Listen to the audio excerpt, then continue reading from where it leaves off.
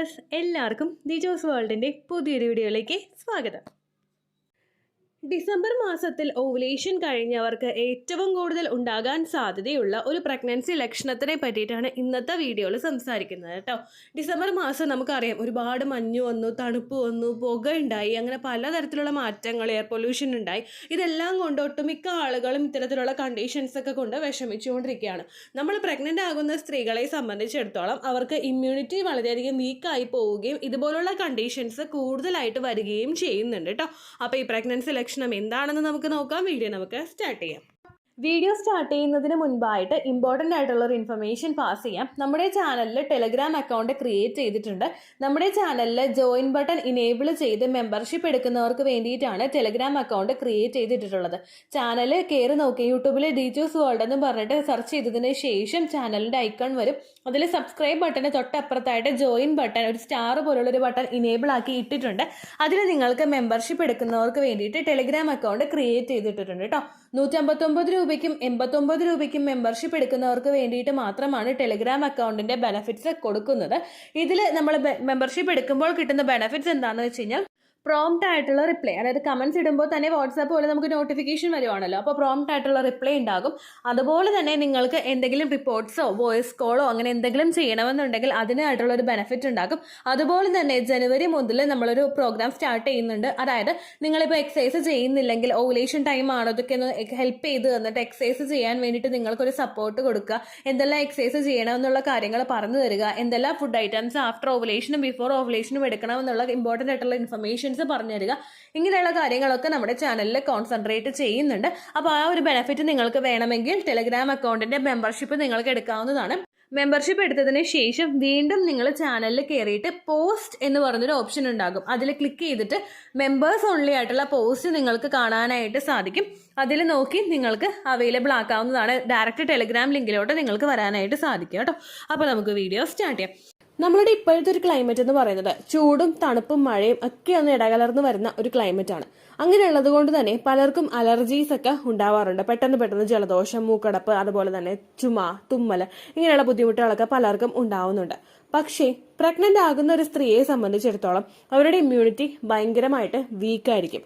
Already allergies അങ്ങനെയുള്ള ബുദ്ധിമുട്ടുകളൊക്കെ ഉള്ളവർ, അതായത് ഡസ്റ്റ് അലർജി ഉള്ളവര്, പെട്ടെന്ന് നമ്മളിപ്പോൾ ഒന്ന് മഴ നനഞ്ഞു കഴിഞ്ഞാൽ അപ്പം തന്നെ ജലദോഷം വരുന്നവര്, അതുപോലെ ഒന്ന് മഞ്ഞ് കൊണ്ടു കഴിഞ്ഞാൽ അപ്പം തന്നെ തുമ്മലും ജലദോഷവും അലർജീസും ഒക്കെ ഉണ്ടാവുന്നവർക്കൊക്കെ ഏറ്റവും കൂടുതൽ ബുദ്ധിമുട്ടുകൾ ഉണ്ടാകുന്ന ഒരു സമയമാണ് പ്രഗ്നൻസിയുടെ ടൈം എന്ന് പറയുന്നത്. ഒരുപാട് ബുദ്ധിമുട്ടുകൾ ഉണ്ടാകും എന്ന് നമുക്ക് പറയാനായിട്ട് സാധിക്കില്ല. പക്ഷേ അവർക്ക് അലർജീസ് കണ്ടിന്യൂസ് ആയിട്ട് വരാനായിട്ടുള്ള സാധ്യതകൾ വളരെയധികം കൂടുതലാണ്. എൻ്റെ ഫസ്റ്റത്തെ പ്രഗ്നൻസിയിൽ എൻ്റെ മോള് പ്രഗ്നന്റ് ആയിരിക്കുന്ന സമയത്ത് എനിക്കുണ്ടായിരുന്ന ഒരു ബുദ്ധിമുട്ടായിരുന്നു. പ്രഗ്നൻസിക്ക് മുൻപ് തന്നെ എനിക്കുണ്ടായിരുന്ന ഒരു ബുദ്ധിമുട്ടായിരുന്നു ഡസ്റ്റ് അലർജി. അതായത് പൊടി ഭയങ്കരമായിട്ട് എനിക്ക് അലർജി ആയിരുന്നു. ആ ഒരു പൊടി അടിച്ചു കഴിഞ്ഞ് ഞാൻ ഒരു ദിവസം വരെ ഞാൻ നിർത്താതെ തുമ്മുമായിരുന്നു. ഏകദേശം ഒരു ഉച്ച അല്ലെങ്കിൽ ഒരു വൈകുന്നേരം വരെയൊക്കെ ഫുള്ളായിട്ട് അങ്ങോട്ട് തുമ്മിയിട്ട് അതിനുശേഷം തളർന്നായിരുന്നു കിടന്ന് ഉറങ്ങിക്കൊണ്ടിരുന്നേ കേട്ടോ. അപ്പോൾ ആ ഒരു സിറ്റുവേഷൻ എനിക്ക് മോളെ പ്രഗ്നന്റ് ആയിരുന്ന സമയത്ത് ഭയങ്കര വേഴ്സ് ആയിരുന്നു. കാരണം പെട്ടെന്ന് എനിക്ക് ജലദോഷം വരാനായിട്ട് തുടങ്ങി. ഒരു മാസത്തിൽ 2 തവണയെങ്കിലും ജലദോഷം ഉണ്ടാകും. ഒരു ദിവസം ഫുള്ള്, ഒരു മാസത്തിൽ ഒരു ദിവസമെങ്കിലും ഫുള്ള് നിർത്താതെ അങ്ങോട്ട് തുമ്മിക്കൊണ്ടിരുന്നു. അപ്പോൾ ഈ ബുദ്ധിമുട്ടുകളൊക്കെ ഡോക്ടറോട് പറയുമായിരുന്നു കേട്ടോ. നമ്മൾ ആദ്യമായിട്ട് തുമ്മുമ്പോഴേക്കും, നിർത്താതെ അങ്ങോട്ട് തുമ്മുമ്പോഴേക്കും നമ്മളുടെ പ്രഗ്നൻസി ആയിട്ടുള്ള സമയത്ത് ഫസ്റ്റ് പ്രഗ്നന്റ് ആയിട്ടുള്ള ഒരു ലേഡിക്ക് ഒരുപാട് സംശയം ഉണ്ടാകും. കാരണം നമ്മൾ തുമ്മുമ്പോൾ ഇത് മിസ്കാരേജ് ആയി പോവോ, ചുമക്കുമ്പോൾ മിസ്കാരേജ് ആയി പോവോ എന്നുള്ള ബുദ്ധിമുട്ടുകളൊക്കെ ഉണ്ടാവും. നമുക്ക് ആ ക്വസ്റ്റ്യൻ ഒക്കെ നമ്മുടെ മൈൻഡിലുണ്ടാകും.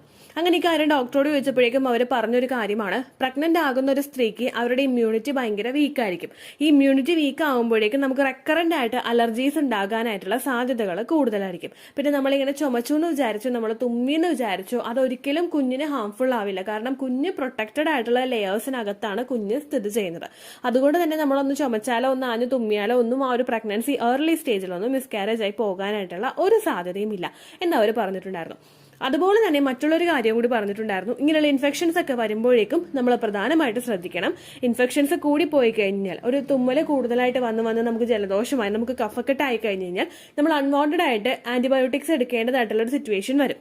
ആക്ച്വലി നമ്മളൊന്ന് വിചാരിച്ചു കഴിഞ്ഞാൽ കൺട്രോൾ ചെയ്യാൻ പറ്റുന്ന ആ ഒരു സിറ്റുവേഷനിൽ നമ്മളത് വിചാരിക്കാതെ നമ്മൾ ഡോക്ടറെ കാണേണ്ട, നമ്മൾ സ്വയം ട്രീറ്റ്മെന്റ് ചെയ്താൽ മതി എന്ന് വിചാരിച്ചിട്ട് നമ്മൾ അങ്ങനെ നീട്ടി പോകുമ്പോഴേക്കും അത് ആന്റിബയോട്ടിക്സ് നമ്മൾ ആവശ്യമില്ലാതെ എടുക്കേണ്ട ഒരു സിറ്റുവേഷൻ ഉണ്ടാകും. അപ്പോൾ ആ കാര്യങ്ങളോട് നിങ്ങൾ ശ്രദ്ധിക്കണം കേട്ടോ. പ്രഗ്നന്റ് ആകുന്ന ഒരു സ്ത്രീയെ സംബന്ധിച്ചിടത്തോളം ഏറ്റവും കൂടുതൽ അലർജീസ് ഉണ്ടാകുന്നതിനായിട്ടുള്ള പ്രധാനപ്പെട്ട 2 കാരണങ്ങളുണ്ട്.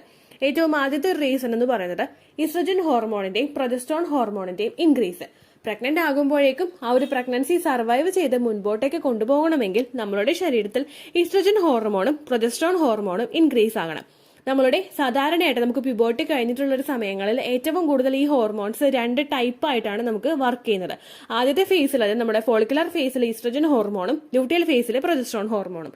ഇതിന്റെ രണ്ടിന്റെയും ഇൻക്രീസ് ഒരുമിച്ച് നമുക്ക് ഉണ്ടാകുന്നത് പ്രഗ്നൻസി ആകുന്ന ആ ഒരു സമയത്താണ്. അപ്പോൾ ആ ഒരു ചേഞ്ച് നമ്മളുടെ ശരീരം ഫസ്റ്റ് ആയിട്ട് അക്സെപ്റ്റ് ചെയ്യുകയാണ്. അങ്ങനെ ഒരു ചേഞ്ചസ് അവിടെ വരുമ്പോഴേക്കും ഓൾറെഡി നമ്മുടെ ബോഡി ഭയങ്കര വീക്കായിരിക്കും. പ്രഗ്നൻസിയുടെ ഒരു ഹോർമോൺ ചേഞ്ചസും അതുപോലെ തന്നെ പ്രഗ്നൻസി ആകുമ്പോൾ ഉണ്ടാകുന്ന മൂഡ് സ്വിങ്സ്, മറ്റുള്ള ലക്ഷണങ്ങൾ, ഇതെല്ലാം കൊണ്ട് നമ്മളുടെ ബോഡി വീക്കായിരിക്കും. അതുപോലെ തന്നെ പ്രഗ്നന്റ് ആകുന്ന സമയത്ത് നമ്മളുടെ ആ ഒരു നമ്മുടെ ഇമ്മ്യൂണിറ്റിയും ഭയങ്കരമായിട്ട് വീക്കായിരിക്കും. അതുകൊണ്ട് തന്നെ പെട്ടെന്ന് നമുക്ക് അലർജീസ് ഉണ്ടാകാനായിട്ടുള്ള സാധ്യതകളുണ്ട്. രണ്ടാമത്തെ ഒരു റീസൺ എന്ന് പറയുന്നത്, നമ്മൾ ഏറ്റവും കൂടുതൽ നമ്മളുടെ ശരീരത്തിൽ ഒരു ഡ്രാസ്റ്റിക് ആയിട്ടൊരു ചേഞ്ച് വരുന്ന സമയത്ത്, നമ്മുടെ പ്യൂബർട്ടി, നമ്മുടെ പ്രഗ്നൻസി, നമ്മളുടെ മെനോപോസ്, ഡെലിവറി ടൈം, അങ്ങനെയുള്ള ടൈമിലൊക്കെ പെട്ടെന്ന് നമ്മളുടെ ശരീരത്തിൽ ഒരുപാട് മാറ്റങ്ങൾ ഉണ്ടാകുന്നു. ഈ മാറ്റങ്ങളുമായിട്ട് നമ്മളുടെ ശരീരം ഉൾക്കൊള്ളാനായിട്ട് കുറച്ച് ടൈം എടുക്കുന്നതിന്റെ ഭാഗമായിട്ടും നമ്മളുടെ ഇമ്മ്യൂണിറ്റി സിസ്റ്റം ഭയങ്കരമായിട്ട് ലോ ആയി പോകും. ഇതിന്റെ കാരണമായിട്ടും നമുക്ക് ഒരുപാട് സ്ത്രീകൾക്ക് പ്രഗ്നന്റ് ആകുന്ന സമയത്ത് അവർക്ക് ഇമ്മ്യൂണിറ്റി കുറവ് മൂലം മറ്റുള്ള അലർജീസും ബുദ്ധിമുട്ടുകളും ഒക്കെ ഉണ്ടാവാറുണ്ട്. ഏറ്റവും കൂടുതൽ ഈ ഒരു ബുദ്ധിമുട്ടുകൾ ഉണ്ടാകാനായിട്ടുള്ള ഒരു കാരണം, നമ്മളുടെ ആ ഒരു ഇമ്മ്യൂണിറ്റി ഏറ്റവും കൂടുതൽ സപ്പോർട്ട് കൊടുക്കുന്നത് കുഞ്ഞിനെ സപ്പോർട്ട് ചെയ്യാൻ വേണ്ടിയിട്ടായിരിക്കും. അമ്മയ്ക്ക് കൊടുക്കുന്ന സപ്പോർട്ടിനേക്കാളും കൂടുതൽ കുഞ്ഞിനെ ആ ഒരു ഏർലി സ്റ്റേജിൽ ആ ഇമ്മ്യൂണിറ്റി കൂടുതലായിട്ട് കൊടുത്ത് അവർ സപ്പോർട്ട് ചെയ്യാനായിട്ട്, നമ്മളുടെ ശരീരം സപ്പോർട്ട് ചെയ്യാനായിട്ട് തുടങ്ങും. അതുകൊണ്ടാണ് സ്ത്രീകൾക്ക് ഇമ്മ്യൂണിറ്റി വീക്കായി പോകുന്നത് കേട്ടോ. ഈ ഇമ്മ്യൂണിറ്റി കുറഞ്ഞു കഴിയുമ്പോൾ നമുക്കുണ്ടാകുന്ന അലർജി സിംറ്റംസ് എന്തൊക്കെയാണെന്ന് നമുക്ക് അടുത്തതായിട്ട് നോക്കാം. ഏറ്റവും കൂടുതൽ ഉണ്ടാകുന്നതെന്ന് പറയുന്നത്, നമുക്ക് തുമ്മലുണ്ടാകുന്നു, ജലദോഷം ഉണ്ടാകുന്നു, തലവേദന ഉണ്ടാകുന്നു, നമ്മുടെ ഐസിലൊക്കെ നമുക്ക് ചൊറിച്ചിൽ, കണ്ണിലും അതുപോലെ മേത്ത് ശരീരഭാഗങ്ങളിലൊക്കെ നമുക്ക് ചൊറിച്ചിലുണ്ടാവുക. ഓൾറെഡി ഉള്ള ഒരാൾക്ക് ഈ സിംറ്റംസ് പ്രഗ്നൻസി സമയത്ത് ഭയങ്കരമായിട്ട് വേഴ്സ് ആയിട്ടായിരിക്കും കേട്ടോ ഉണ്ടാവുന്നത്. പിന്നെ ഇങ്ങനെയുള്ള ലക്ഷണങ്ങളൊക്കെ ഉണ്ടാകുമ്പോഴേക്കും ഏകദേശം നമുക്ക് ഏർലി സ്റ്റേജിൽ തന്നെ, അതായത് പീരിയഡ്സ് മിസ്സായി കഴിഞ്ഞ് ഉടനെ തന്നെയോ അല്ലെങ്കിൽ പീരിയഡ്സ് മിസ്സാകുന്നതിന് മുൻപ് തന്നെയോ ഇത്തരത്തിലുള്ള ലക്ഷണങ്ങൾ എക്സ്പെക്ട് ചെയ്യാനായിട്ട് സാധിക്കും. അങ്ങനെയുള്ള സമയത്ത് ഉണ്ടായത് പ്രഗ്നൻസി ആണോ അല്ലെങ്കിൽ ഓൾറെഡി അലർജീസ് ഉള്ള ഒരാൾക്ക് ആ അലർജീസ് തന്നെ പിന്നെയും ഉണ്ടായതാണോ എന്ന് വിചാരിച്ചിട്ട് പലരും ചെയ്തു വെക്കുന്ന മിസ്റ്റേക്സ് ഉണ്ട്. അതായത് നമ്മൾ കൂടുതൽ പെയിൻ കില്ലേഴ്സ് എടുത്ത് കഴിക്കുക, അല്ലെങ്കിൽ നമ്മളിപ്പോൾ ജലദോഷവും തുമ്മലും ഒക്കെ വന്നു കഴിഞ്ഞാൽ സിട്രസിൻ പോലുള്ള മെഡിസിൻസ് ഒക്കെ കൂടുതലായിട്ട് എടുത്ത് കഴിക്കുക. ഒരു കൂടുതലായിട്ട് നമുക്ക് സെഡേറ്റീവ് മെഡിസിൻസ്, എഫക്റ്റ് തരുന്ന മെഡിസിൻസ് ഒക്കെ പ്രഗ്നൻസി സമയത്ത് നമ്മൾ എടുക്കുന്നത് നല്ലതല്ല. അതുപോലെ തന്നെ പെയിൻ കില്ലേഴ്സ് ആണെങ്കിൽ, ഇപ്പോൾ തലവേദന ഉണ്ടാകുമ്പോഴേക്കും നമ്മൾ പെയിൻ കില്ലേഴ്സ് എടുക്കുന്നുണ്ടെങ്കിൽ അതെല്ലാം തന്നെ പ്രഗ്നൻസി സമയത്ത് ഒരിക്കലും അത് കൂടുതൽ ഉപയോഗിക്കുന്നത് നല്ലതല്ല. ഏത് ബുദ്ധിമുട്ടുകൾ നിങ്ങൾക്ക് ഉണ്ടാകുന്നുണ്ടെങ്കിലും അത് ഇംപ്ലാന്റേഷൻ നടക്കുന്ന സമയത്തിന് ശേഷം നിങ്ങൾക്ക് പുതിയതായി കാണുന്ന ബുദ്ധിമുട്ടുകളും ലക്ഷണങ്ങളും ഒക്കെയാണെങ്കിൽ നിങ്ങൾ എപ്പോഴും മെഡിസിൻ എടുക്കേണ്ടത് ഒരു ഡോക്ടറുടെ നിർദ്ദേശപ്രകാരം മാത്രമായിരിക്കണം. നിങ്ങൾ അവിടെ പ്രഗ്നൻസി ടെസ്റ്റ് ചെയ്തിട്ടുണ്ടോ ഇല്ലയോ എന്നുള്ള കാര്യം സെക്കൻഡറി ആണ്. ഏറ്റവും ആദ്യം നിങ്ങൾ ഡോക്ടറോട് പറയേണ്ടത് നിങ്ങൾ പ്രഗ്നൻസി നോക്കുന്നുണ്ട് എന്നുള്ളൊരു കാര്യമാണ്. അങ്ങനെ പറയുമ്പോഴേക്കും നിങ്ങൾക്ക് വേണ്ട, അതായത് ഒരു പ്രഗ്നന്റ് ആകാൻ ട്രൈ ചെയ്യുന്ന ഒരു സ്ത്രീക്ക് അല്ലെങ്കിൽ ഒരു പ്രഗ്നൻസി ആയ ഒരു സ്ത്രീക്ക് വേണ്ടുന്ന ഡോസിലുള്ള മെഡിസിൻസ് മാത്രമേ ഒരു ഡോക്ടർ നമുക്ക് എഴുതി തരികയുള്ളൂ.